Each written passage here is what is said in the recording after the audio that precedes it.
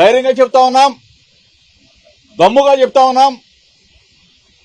ఏదైనా నింద వేయాలంటే, లేదు తప్పుడు ప్రచారం చేయాలంటే చంద్రబాబు నాయుడు ప్రభుత్వానికి, చంద్రబాబు నాయుడికి చెల్లిది, లోకేష్కి చెల్లిది. గత వారం రోజులుగా చెప్తా ఉన్నా, ఎక్కడికైనా వస్తామని చెప్పాం. ఈ రోజున ఇటువంటి తప్పుడు ప్రచారం, తప్పుడు వ్యవస్థలను సృష్టించి చంద్రబాబు నాయుడు సర్కార్ ఇంత దిగజారుడుతనానికి, నన్ను వ్యక్తిగతంగా, మా పార్టీని వ్యక్తిగతంగా కించపరిచే విధానానికి దిగజారిందంటే, ఏదైనా ఎవడైనా చెప్పాలంటే దమ్ముగా చెప్పాలా. లేదు చంద్రబాబు నాయుడు వచ్చి మాట్లాడాలా, లోకేష్ వచ్చి మాట్లాడాలా. అంతేగాని ఎక్కడో IVRS కాల్స్ ఎవడు చేస్తాడో తెలీదు, ఏ డిస్ట్రిబ్యూషన్ కమిటీ తెలీదు, ఏ వ్యవస్థ తెలీదు. అన్నిటిని కూడా చట్టాన్ని తమ చెప్పు చేతలు తీసుకుని, చట్టం మా చేతిలో ఉంది కదా, ప్రభుత్వం మా చేతిలో ఉంది కదా, ఏదైనా చేయొచ్చు అని చెప్పేసి చంద్రబాబు నాయుడు కొడుకు కక్ష కట్టి ఈ విధంగా వ్యక్తి తానానం చేసే కార్యక్రమానికి శ్రీకారం చుట్టారు. ఈరోజు డీజీపీ ఆఫీస్కి వచ్చి స్వయంగా మీడియా మిత్రులు ముందు చెప్తా ఉన్నాం, దమ్ము ఉంటే, ధైర్యం ఉంటే ఎవరు చేశారో చెప్పండి, ఎవరు చేయించారో చెప్పండి, దీని మీద విచారణ చేయించండి, నిజాన్ని నిర్భయంగా నిగ్గు తేల్చమని చెప్పేసి మీ ద్వారా అడుగుతా ఉన్నా. ఈ ప్రభుత్వాన్ని, డీజీపీ గారిని అడుగుతా ఉన్నా, సిఐడి సైబర్ క్రైమ్స్ అడుగుతా ఉన్నాం. నిజంగా ఎంత దుర్మార్గం అంటే, ఏ వ్యవస్థను వాడుకుంటారో తెలీదు, పరమ కిరాతకుల్లాగా వ్యవస్థల్ని తప్పుదారి పట్టించే క్రమం. టెలికాం వ్యవస్థని తప్పుదారి పట్టించే, ఐటీ సెక్టార్ని తప్పుదారి పట్టించే, ఇన్ఫర్మేషన్ టెక్నాలజీని వాడుకొని, టెలికాం వ్యవస్థను వాడుకొని దీని మీద పూర్తి స్థాయిలో విచారణ జరిపించమని చెప్పేసి పోలీస్ అధికారులను కోరుతా ఉన్నాం.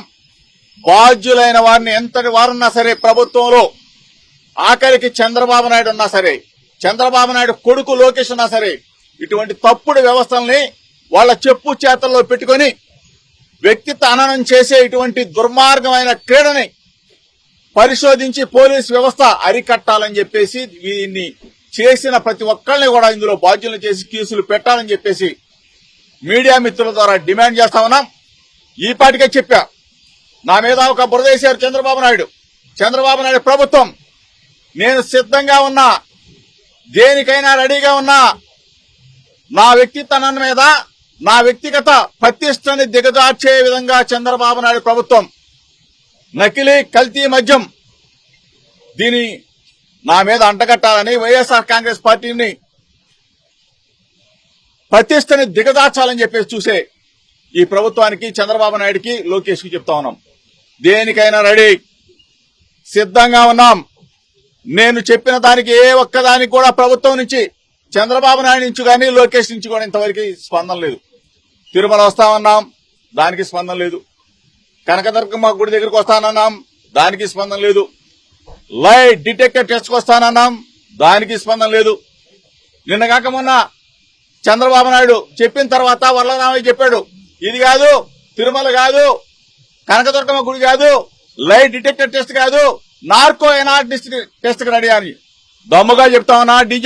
డీజీపీ ఆఫీస్ ముందు చెప్తా ఉన్నా, నార్కో ఎనాలిసిస్ టెస్ట్ కైనా సరే జోగి రమేష్ వేసుకోమని ఏమవుతుంది?